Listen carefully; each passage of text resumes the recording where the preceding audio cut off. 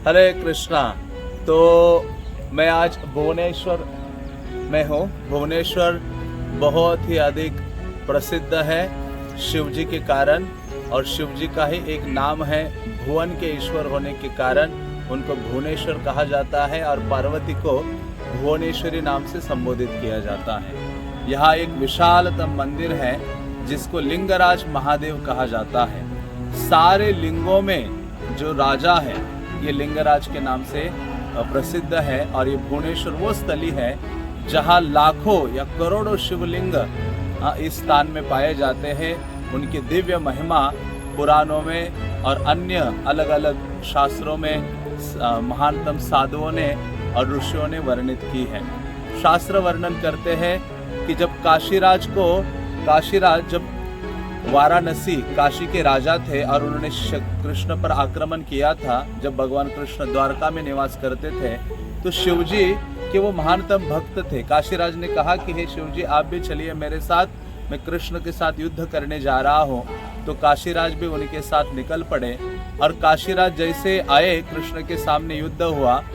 बल्कि काशीराज जब काशी से निकले तो उन्होंने अपने सारे प्रजाजनों को कहा था कि मैं शिवजी का कृष्ण का वध करूंगा, उनकी गर्दन को काटकर काशी में फेंकवा दूंगा, आप सब जाकर उसको देखें। लेकिन उसके विपरीत ही घटना हुई। युद्ध में भगवान कृष्ण ने अपने सुदर्शन के द्वारा काशीराज का जो सर है वो धड़ से अलग कर दिया और वो काशी में गिरा दिया। सारे प्रजाजन इकट्ठा हो गए, आगे देखा तो उनके राजा का ही वो सर था। और उसके पश्चात शिवजी भी कृष्ण के साथ युद्ध के लिए तत्पर हो गए। तो सुदर्शन, भगवान का जो सुदर्शन चक्र है, काशीराज का वध करने के पश्चात उनके पीछे लगा शिवजी के, और शिवजी त्रिभुवन में भ्रमण करने लगे, और फाइनली कोई उनको बचा नहीं पाया। शिवजी आकर भगवान के चरणों में गिरते हैं और भगवान उनको कहते कि शिवजी, क्या हो गया आपको? आप मेरे विरोध में, मेरे विपरीत होकर युद्ध के लिए तत्पर हो गए हो। तो शिवजी कहते हैं कि हे प्रभु, मुझे क्षमा कर दीजिए और मुझे अपने निकट, चरणों के निकट निवास प्रदान कीजिए, ताकि ऐसी जो गलती है मुझसे फिर से नहीं होगी।